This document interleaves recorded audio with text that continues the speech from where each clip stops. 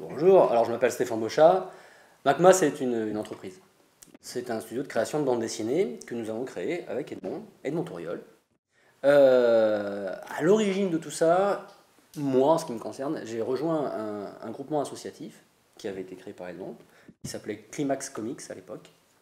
Le but des gens qui se sont retrouvés là, c'était en fait de créer des bandes dessinées. Et on avait décidé avec un pote de créer un studio associatif parce qu'on avait pour ambition de devenir ni plus ni moins que le Marvel européen. Alors évidemment, c'est bien d'avoir de l'ambition, par contre c'est bien d'être aussi d'avoir les pieds sur terre. On a mis un peu de temps à trouver notre équilibre entre les deux.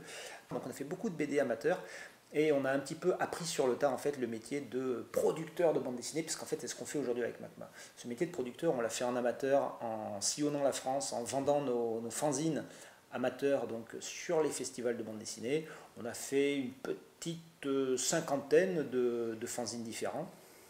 Et au bout de 2-3 ans, on s'est rendu compte que en fait, ça ne nourrissait pas son homme d'être amateur. On a décidé de se professionnaliser et on a créé une société qui est devenue aujourd'hui Macma, et ça fait 20 ans maintenant qu'avec Stéphane, nous dirigeons une équipe de passionnés qui ont tous pour objectif de raconter des histoires en bande dessinée ou alors d'adapter les histoires des autres.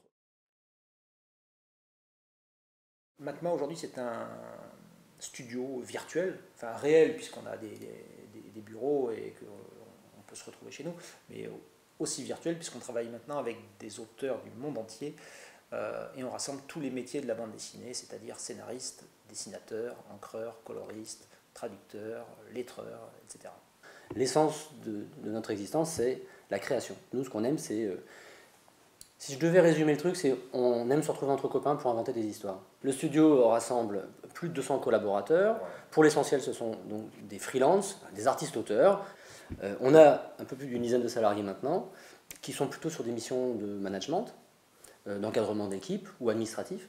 On s'occupe de toutes les questions administratives et on l'accompagne. Macma, historiquement, on est quand même un studio de création de BD. Donc on a commencé par ça. Et ensuite, très vite, on s'est professionnalisé grâce à l'adaptation de comics américains.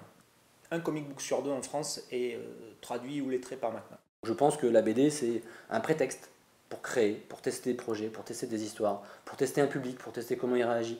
Et c'est pour ça que je trouve les webtoons géniaux. C'est parce que c'est un moyen encore plus rapide de tester une idée, un projet, un concept, un trait, un personnage. Voilà, c'est ça qui est magique. Alors le webtoon sur lequel nous sommes en train de travailler aujourd'hui, le webtoon principal sur lequel on est en train de travailler, c'est Z United, qui est en fait un remix d'un manga que j'ai édité, enfin j'ai pas édité, je suis pas éditeur, un manga qui a été édité aux éditions Kotoji il y a quelques années, qui s'appelait L'équipe Z. Ce webtoon maintenant donc reprend les premiers tomes du manga et les remixe intégralement pour une lecture optimisée en scrolling vertical, en couleur et avec un redécoupage des chapitres pour accentuer encore plus l'effet cliffhanger qui doit avoir lieu à la fin des épisodes. Au format hebdomadaire webtoon, c'est vachement intéressant de se dire, bah tiens, là on va peut-être couper juste avant la fin, parce que comme ça le lecteur il sera là, oh, il va être sur le cul, il va avoir qu'une envie, c'est de retourner se connecter lundi prochain à 16 h pour avoir la réponse à cette dernière case. Et donc souvent on a reformaté les chapitres pour donner encore plus d'envie aux lecteurs et surtout les maintenir sur les nerfs. Et un point qui est très important, c'est ce feedback immédiat qu'on a des lecteurs, puisque en gros, chaque épisode de Z United sort le lundi à 16 h sur l'application Webtoon, et à 16h05, moi si je regarde, j'ai déjà 15 commentaires de personnes qui disent à quel point ils ont été surpris, choqués, à quel point ils détestent la réaction de ce personnage, à quel point ils sont contents, peu importe les raisons, mais j'ai tout de suite plein de réactions et je sais tout de suite si l'épisode il a fait mouche, s'il est passé à côté, si les gens ont envie de voir la suite ou finalement pas. Voilà.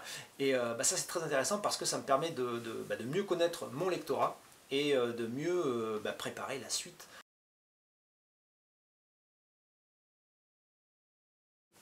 L'essentiel des formations qu'on réalise à l'heure actuelle, c'est des formations internes.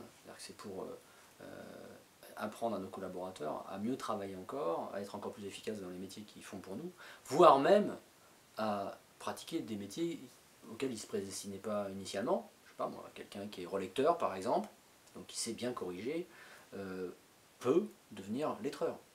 Il suffit simplement qu'on le forme pour lui apprendre les outils, les méthodes, etc. Et ça passe par la mise en place d'équipes de formation qui créent elles-mêmes des outils pour former les gens. Une des ambitions, parce qu'il y en a plein, une des ambitions c'est d'avoir certains de nos outils utilisables de façon beaucoup plus générale, et puis les outils un peu spécifiques qui correspondent un petit peu à nos secrets de fabrique à nous qu'on garde en interne, qui sont diffusés à nos collaborateurs essentiellement. Ça fait quand même plus de 10 ans, peut-être 15 ans, que j'anime quand même régulièrement des ateliers d'écriture, de création de bande dessinée, ou aussi des ateliers de traduction de comics, dans le cadre de projets qui sont soutenus par l'ALCA. Enfin, je veux dire, il faut repenser nos métiers, avoir conscience que nos métiers ont évolué, repenser tout ça, et peut-être décloisonner un petit peu plus, pour reformer les gens au métier de maintenant, en fait, parce que en fait, le webtoon, c'est la BD du futur, d'une certaine manière. Donc la BD a changé, les modes de narration ont changé, il faut peut-être reprendre un peu les fondamentaux, et puis les réorganiser. Hein. Parfois, il ne faut pas réinventer la poudre, mais voilà. Et on a aussi toute la connaissance et toutes les idées pour mettre en œuvre des applications spécifiques pour la lecture. Il y a plein de choses à faire. En fait, la webtoon, la BD que tu scrolles sur ton téléphone, c'est une première étape. Il y a des milliards de trucs à imaginer. Et on a déjà des idées en fait. Le truc c'est qu'il faut les mettre en œuvre, il faut les penser. Alors on peut en parler avec les éditeurs avec lesquels on bosse. On peut en parler aussi avec des acteurs qui suivent ce genre de projet, en passant par des acteurs institutionnels comme la région, par le Crédit Impôt Recherche. Enfin, on va vraiment nous se mettre dans ces réflexions-là maintenant.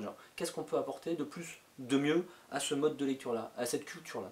Parce que notre ambition en réalité maintenant, notre transformation, la suite, c'est justement de structurer la création au sein de notre studio. On a un studio de création, mais pour l'instant, c'est des projets des uns ou des autres qu'on structure pour les présenter à des éditeurs. Notre objectif maintenant, c'est vraiment de structurer le studio pour le mettre dans une dynamique de création collective.